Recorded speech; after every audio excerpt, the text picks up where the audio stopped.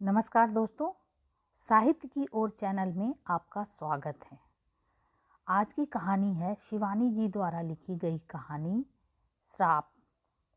आरंभ में ही स्पष्ट कर दूं, यह कहानी नहीं है। कल मैंने उसे सपने में न देखा होता तो शायद मेरी लेखनी गतिशील भी न होती। हठात कल रात वह चुपचाप आकर मेरे पायताने बैठ गई थी, उसी वधू वेश में जिसमें उसे आज से 10 वर्ष पूर्व इसी फ्लैट में देखा था। न उसने कुछ कहा, न हिली न डुली। फिर अपनी दोनों मेहंदी लगी गोरी हथेलियां मेरे सामने फैलाकर वह फिक से हंस दी। मैं हड़बड़ाकर उठ बैठी। सपना टूट गया, किंतु सपने का आतंक नहीं गया। 10 वर्ष पूर्व भी मैं इसी फ्लैट में रहती थी। नीचे के फ्लैट की गृह स्वामिनी एक दिन अचानक मेरे पास एक छोटी सी याचना लेकर उपस्थित हुई। उनकी बड़ी बहन एवं भगिनी पति अपनी पुत्री का विवाह करने उनके फ्लैट में आ रहे थे। क्या मैं उन्हें कुछ दिनों के लिए अपने 2 कमरे दे सकूंगी? वैसे अपने एकाकी जीवन में मुझे किसी प्रकार का व्याघात अच्छा नहीं लगता, किंतु प्रतिवेशियों के प्रति सामाजिक कर्तव्य बोध ने, साथ साथ किसी की भी कन्या के विवाह में यह सामान्य सा सहयोग देने की बलवती इच्छा ने स्वयं मेरी सुविधा असुविधा को पीछे ढकेल दिया। मैंने स्वीकृति दे दी। विवाह तिथि आसन्न थी। इसी से देखते ही देखते अतिथियों की भीड़ जुटने लगी। मुझे 2 अत्यंत निरीह शांत अतिथियों की मेजबानी निभानी थी। कन्या के सौम्य पिता एवं वृद्ध पितामह। बड़े संकोच से दोनों ही ने कृतज्ञता पूर्वक मेरा आभार प्रदर्शन किया। क्षमा कीजिएगा, आप ही को कष्ट देना पड़ा, पर हम आपको कोई भी कष्ट नहीं होने देंगे। केवल रात को सोने के लिए आएंगे। और सचमुच ही मुझे यह पता नहीं लगा कि मेरे यहाँ सर्वथा अपरिचित अतिथि आए हैं। उनके रहने से मुझे रंच मात्र भी असुविधा नहीं हुई। यही नहीं, उनके जलपान भोजन चाय के साथ साथ मेरे लिए भी थाल लगकर आने लगा। शामियाना लग गया था। दरियों पर 20 दर्जन बच्चे नए नए कपड़े पहन गुलाटें खाने लगे थे। हलवाई ने चूल्हे का विधिवत पूजन कर कढ़ाई चढ़ा दी थी। मैली बनियान को छाती पर चढ़ा उन्नत उदर खुजाता हष्ट पुष्ट हलवाई बम गोले से बूंदी के लड्डू और ढाल सी मठरियाँ बनाता बड़े से टोकरे में रख रहा था कि सहसा शोर मचा। अशर्फी देवी जल गई। मैंने भागकर बरामदे से झांका कि देखूं कौन जल गया। हलवाई बड़बड़ा रहा था, सब हरामखोर हैं। अब देखिए भाई साहब, 2 मिनट के लिए इन्हें कढ़ाई सौंपकर सुरती खैनी खाने गया कि जलाकर राख कर दी। फिर उसने एक जली स्याह मछली को निकालकर पास खड़े कारीगर को डांटा। अब खड़ा मुंह क्या ताक रहा है? जरा सी राख ला तो कोयलों पर डाल, आंच मंदी करूं। कौन अशर्फी देवी जली कृष्णा? मैं अपना कौतूहल रोक नहीं पाई और मैंने गृह स्वामिनी से पूछ लिया। अरे मट्ठी जल गई, उसने हंसकर कहा। हमारे यहाँ लड़की की ससुराल को ऐसे 125 लड्डू और 51 मट्ठियाँ भेजी जाती हैं। हर मटरी पर घर की बड़ी बूढ़ियों का नाम लिखा जाता है। अशर्फी देवी बिट्टी की होने वाली ददिया सास हैं। उन्हीं के नाम लिखी मटरी जल गई। मुझे हंसी आ गई। अपने पीछे खड़े कन्या के पिता को मैं देख नहीं पाई थी। अब देखिए ना, वे खिसियाए स्वर में बोले, कैसे बेकार के रिवाज है, पर एक हम हैं कि इन्हें मनाए जा रहे हैं। पर मजबूरी है, ना करे तो सोचेंगे हम पैसा बचा रहे हैं। कन्या के पितामह सारा दिन ही सड़क पर टहलते रहते। मैंने एक दिन देखा, इधर उधर देखकर उन्होंने एक ठेले वाले को रोककर 4 केले खरीदे और जल्दी जल्दी खा गए। घर का आंगन तो मिष्टान पकवानों की सुगंध से सुवासित हो रहा था। फिर ये बेचारे भूखे कैसे रह गए। कन्या के पिता को नीचे जाने में जरा भी विलंब होता तो नीचे से कर्कश स्वर में कन्या की माँ अधैर्य से पुकारने लगती, सोते ही रहोगे क्या? अमीनाबाद से रजाई का बक्सा कौन लाएगा? मेरा बाप। मैं स्तब्ध रह गई थी, यह जानकर भी कि पति एक सर्वथा अपरिचित गृह का अतिथि है और मेज़बान भी बरामदे में खड़ी है। ऐसी औदत्यपूर्ण अशालीन भाषा का प्रयोग। असल में अचानक ही विवाह तिथि निश्चित हुई। उस पर वर पक्ष का आग्रह था कि हम लखनऊ आकर ही विवाह करें। इसी से बेचारी कुछ घबरा गई है। उस पर हाई ब्लड प्रेशर है, आप अन्यथा न लें। कन्या के पिता ने पत्नी की अशिष्टता की कैफियत दी तो मैंने हंसकर कहा, कन्या के विवाह में किस माँ का पारा नहीं चढ़ता। कौन पत्नी पति पर नहीं बरसती। मैंने भी 3-3 कन्यादान किए हैं। आश्वस्त होकर वे चले गए, किंतु जिस दिशा को जाते बेचारे पत्नी के शब्द वेधी बाणों से निरंतर शरविद्ध होते रहते। हद है, 100 बार कह चुकी हूँ कि बैंक से रेजगारी लानी है, नए नोट लाने हैं। अरे आखिर कब नोट आएंगे और कब उनकी माला बनेगी, पर कोई सुने तब ना। न अभी हलवाई तक को बयाना दिया गया है, न सकोरे पत्तलों का इंतजाम हुआ है। आखिर आप कर क्या रहे थे अब तक? जितना ही कर्कश स्वर पत्नी का था उतनी ही कोमल स्वर पति का था। गुनगुना कर ना जाने क्या कहते कि उत्तर सुन नहीं पाती। रविंद्रनाथ ने नारी के 2 रूपों का वैशिष्ट्य बताया, जननी या प्रिया। मेरी धारणा है कि पुरुष के भी 2 ही रूप हैं, स्वामी या सेवक। बेचारे मेरे अतिथि दूसरी श्रेणी में आते थे। लगता था उनका अपना कोई अस्तित्व ही नहीं है। उस दबंग स्वर की गरियसी स्वामिनी को देखने का कौतूहल ही मुझे वहां खींच ले गया। उनके दीर्घांगी मेद बहुल शरीर को देखकर मुझे लगा कि उस व्यक्तित्व के चौखटे में वह रोबीला कंठ स्वर एकदम ठीक ही बिठाया है विधाता ने। आपने बड़ी कृपा की। कन्या की माँ ने बड़े आदर से मुझे बिठाया। वहाँ तो इतनी बड़ी कोठी है कि 100 मेहमान भी आ जाएं तो पता ना लगे, पर लड़के वालों की जिद थी कि हम यहीं आकर शादी करें। अरे दिव्या, क्या कर रही है? यहाँ आकर देख कौन आया है। फिर मेरी ओर देखकर वे हंसकर बोली, अजी आपकी किताबों के पीछे तो यह दीवानी है, एक कहानी नहीं छोड़ती। बेचारी तब क्या वह जानती थी कि एक दिन उसे भी मेरी कहानी नहीं छोड़ेगी। एक गोरी दुबली पतली किशोरी लज्जावंता मेरे सम्मुख खड़ी थी। चेहरे पर वही अद्भुत लुनाई आ गई थी जो विवाह तिथि निश्चित होने पर साधारण नैन नक्श वाले चेहरे को भी असाधारण बना देती है। जिसने भी उसका नाम रखा था वह निश्चय ही साहित्य रसिक रहा होगा।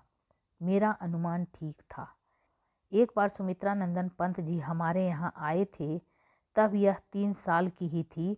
हम इसे टुइयाँ कहकर पुकारते थे। बोले, यह भी भला कोई नाम है? दिव्या कहकर पुकारो। बस तभी से यह दिव्या हो गई। यह तो अभी बहुत छोटी है, आप अभी से इसकी शादी किए दे रही हैं। मैंने कहा, अजी छोटी काहे की, 18वें में पड़ेगी, देखने की है बजर बोनी। इसकी उम्र में तो हमारी 2 बेटियां हो गई थी। उसी दिन दिव्या के पिता ने मुझे बताया कि उनकी भी इच्छा अभी दिव्या का विवाह करने की नहीं थी, पर लड़का अच्छा मिल गया। उनकी इस साली ने ही रिश्ता पक्का किया था। आप तो जानती हैं हम लोगों में अच्छे लड़के के लिए अच्छी खासी रकम देनी पड़ती है। दुर्भाग्य से हम कानी कुब्ज ब्राह्मण हैं। हमारे यहाँ एक प्रकार से रेट बंधे हैं। आईएएस लड़का हो तो 1.25 लाख, आईपीएस तो 1 लाख, इंजीनियर है तो 80,000, और फिर साधारण नौकरी वाली के लिए भी कम से कम 20,000, उस पर दहेज अलग। डॉक्टर लड़के तो कंधे पर हाथ नहीं रखने देते, यानी जैसा दाम खर्च कर सको वैसी ही चीज़ लो।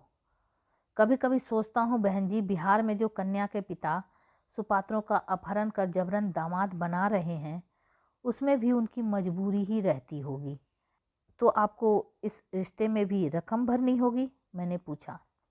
और नहीं तो क्या, पर ये लोग शरीफ हैं, इन्हें लड़की पसंद है। कहा है हम कुछ नहीं मांगेंगे, हम अपनी बिटिया को जो देना चाहें दे दें। बड़े गर्वजन्य संतोष से उनका शांत चेहरा दमक उठा।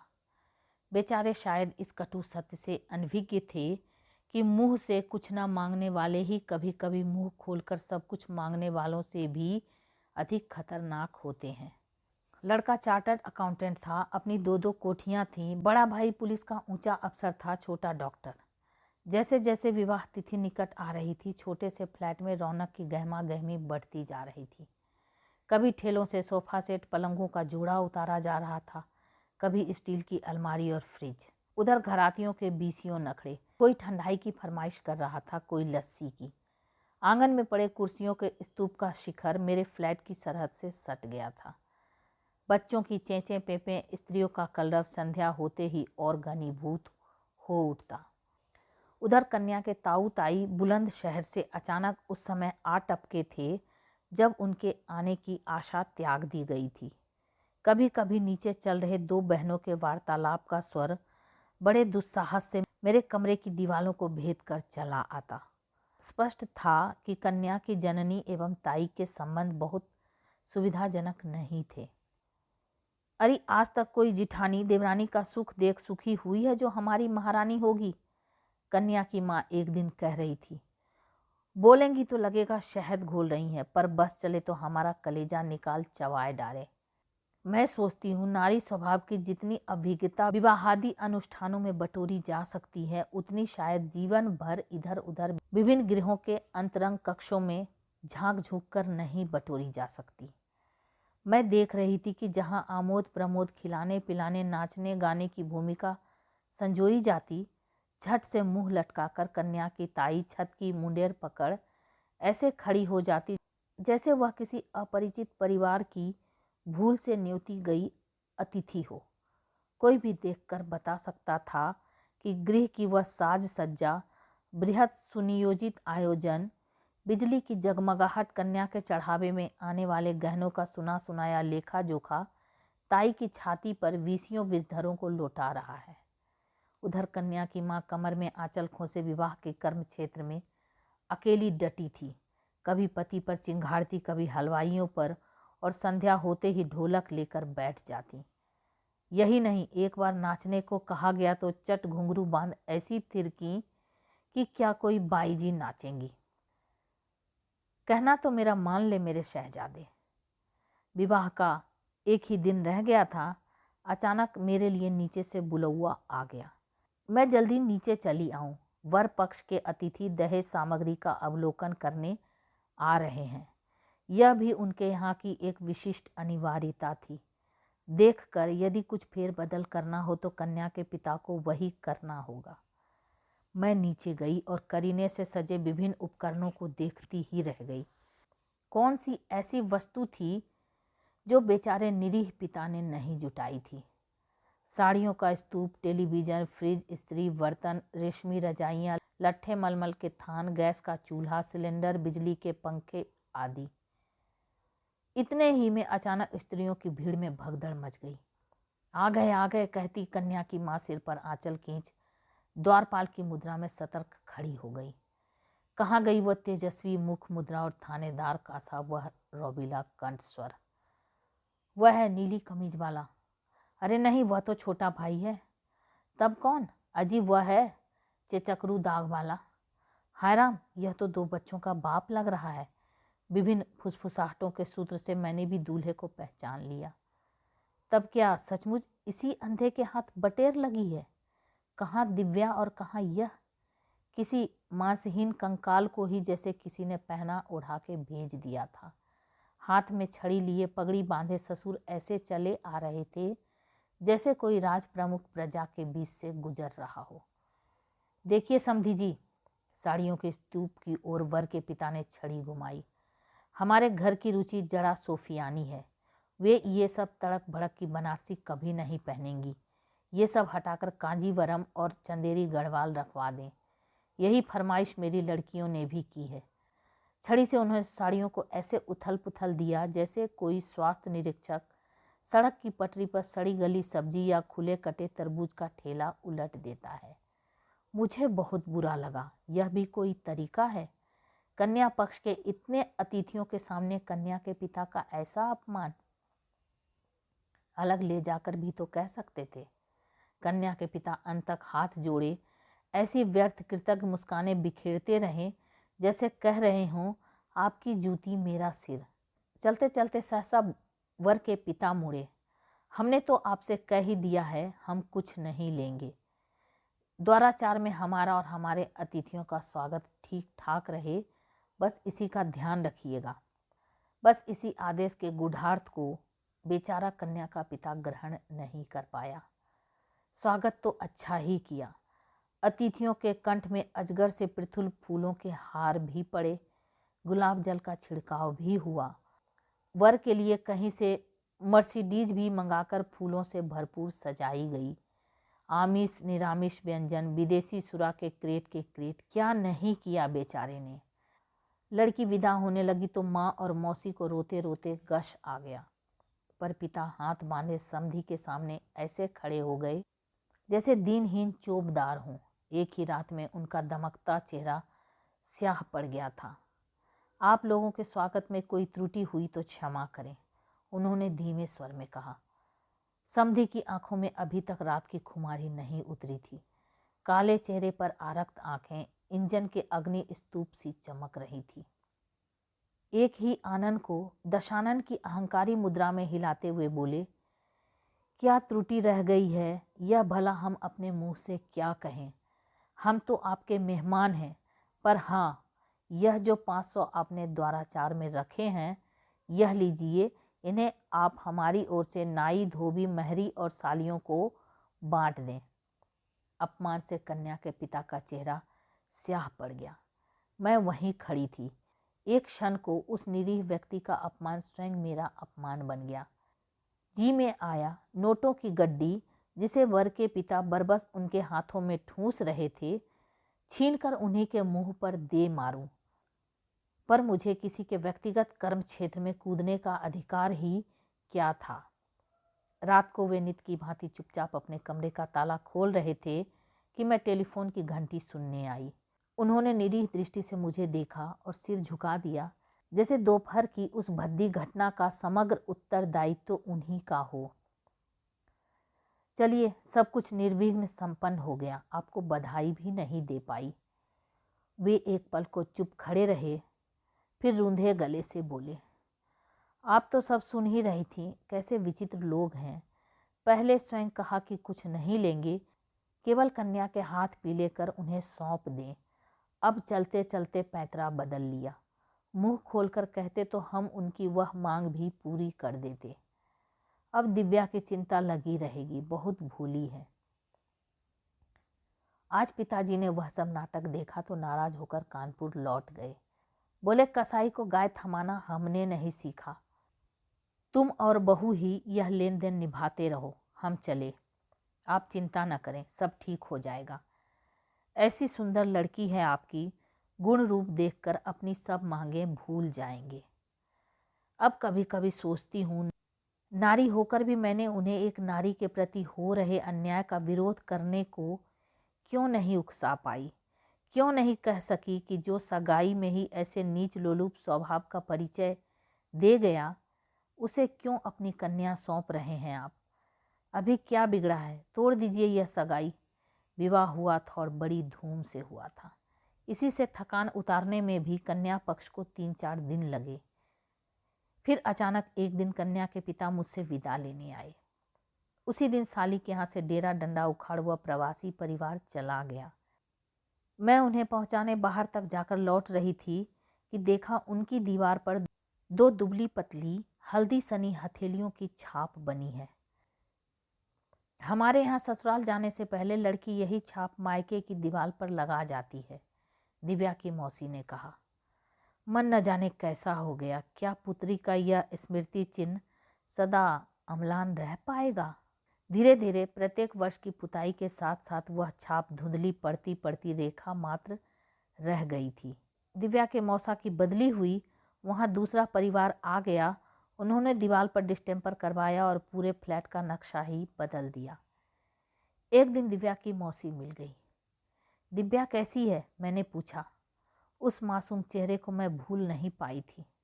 वह अब कहाँ है, एक लंबा सांस खींचकर उन्होंने कहा। क्या? विवाह के 4 ही महीने बाद गैस पर खाना बना रही थी। नायलॉन की साड़ी पहने थी, आंचल में आग लगी मिनटों में ही झुलस गई। दूसरे ही दिन खत्म हो गई।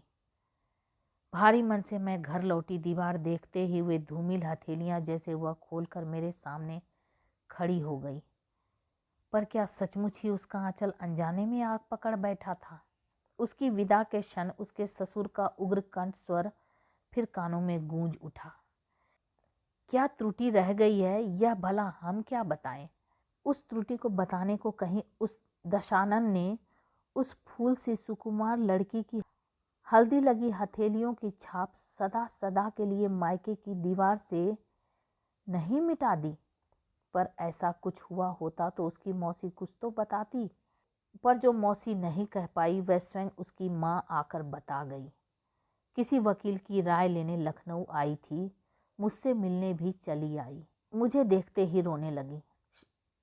आपके ऑटोग्राफ लेगी कहती रही। शादी के भब्बड़ में सब भूल गई। मार डाला कसाईयों ने। मैं भी नहीं छोड़ूंगी। मेरी कोख बलबला रही है बहन। खबर पाते ही मैं अस्पताल भागी। लड़की तड़प रही थी। बहन ने कहा, जीजी तुम मत जाओ, देखा नहीं जा रहा है। पर मैंने उसे धकेल दिया। उफ, मेरी सोने की छड़ी जलकर कोयला बन गई थी। थोड़ा थोड़ा होश था। मैंने पूछा, बेटी कैसे हुआ यह? बोली, अम्मा हुआ नहीं, किया गया। बस आंखें पलट दी। न वहाँ उस बयान का साक्षी था, न नर्स, न डॉक्टर। हाँ, एक साक्षी थी, स्वयं मेरी सगी बहन। वह मुकर गई। मैंने चीख चीख कर कहा, मेरी बेटी जली नहीं, उसे जलाया गया है। मुझसे स्वयं कह रही है। पर मेरी ही सगी बहन ने मेरा मुंह दाब दिया। क्या कह रही हो जीजी? दिव्या खाना बनाने में जली है, उसे किसी ने नहीं जलाया। तू झूठी है। तेरे पति भी पुलिस के अफसर हैं और दिव्या का जेठ भी। तुम्हारी बिरादरी हमेशा अपने पेशेवर को ही बचाती है। तूने ही यह रिश्ता इन कसाईयों से पक्का किया था। पर बहन, मेरी सगी बहनी मुझसे नाराज होकर चली गई। तब से दर दर भटक रही हूँ। कहीं तो न्याय की भीख मिलेगी। हत्यारा अभी भी मूंछों पर ताव देता घूम रहा है। सुना है दूसरी जगह रिश्ते की बात चल रही है। मैं स्तब्ध थी। वह आंखें पोंछती उठ गई। इसी से मैं आपके पास आई हूँ, कृष्णा के यहाँ नहीं गई। फ़ोन किया तो बोली, जीजी तुमने पुलिस केस किया तो हम तुम्हारी मदद नहीं कर पाएंगे। जो हुआ उसे भूल जाओ। भूल जाऊं? 10 महीने जिसे गर्भ में रखा, पाला पोसा, जिस अनजान खूंटे से बांधा, वहीं गाय सी जो बंध गई, उसे भूल जाऊं? मैंने भी श्राप दिया है बहन। जैसे उस कसाई ने मेरी बेटी को जलाया है, वैसे ही वह भी तिल तिल कर जले। उनकी आंखों से जैसे आग की लपटें निकल रही थी। सच्चे हृदय से निकली बद्दुआ कभी व्यर्थ नहीं जाती। वर्षों पूर्व ऐसे ही श्राप को फलीभूत होते मैंने स्वयं देखा है। अल्मोड़ा के ही एक ऐसे सच्चे ब्राह्मण के श्राप ने क्या तत्कालीन जेलर को रात बीतते न बीतते चुटकियों में निष्प्राण नहीं कर दिया था। कुमाऊं केसरी बद्री दत्त जी तब स्वतंत्रता संग्राम में जेल में बंदी थे। क्रूर जेलर के अमानुषिक अत्याचार से क्रुद्ध पांडे जी ने नहा धोकर हाथ में जल लेकर कहा था, अरे दुष्ट, ले मैं कुमाऊं का ब्राह्मण तुझे श्राप देता हूँ। जैसे तू हमें मार रहा है, भगवान तुझे मारे। और भोर होते ही दिल के दौरे ने उस हष्टपुष्ट जेलर को जेल से ही नहीं, संसार से हटा दिया था। तो फिर जहाँ पांडे जी जल हाथ में लेते, सुना है कि बड़े से बड़े अफसर भी उनके चरण पकड़ लेते हैं। किंतु अब कहाँ है वैसे सच्चे ब्राह्मण और कहाँ है वह ब्रह्म तेज? इतने वर्ष बीत गए, फिर दिव्या की माँ मुझे कभी नहीं मिली। पता नहीं उनके दग्ध हृदय से निकला वह श्राप फलीभूत हुआ या नहीं, किंतु मेरे फ्लैट की निचली दीवार से हल्दी लगी उन हथेलियों की छाप अब एकदम ही विलीन हो चुकी है। तो ये आप सुन रहे थे शिवानी जी की बहुत ही अद्भुत कहानी श्राप, रेनू की आवाज़ में। ऐसी अनोखी कहानियों को सुनने के लिए मेरे चैनल को सब्सक्राइब करें, लाइक करें और शेयर करें। और हाँ, कमेंट करके ज़रूर बताएं कि आपको ये कहानी कैसी लगी। Thank you.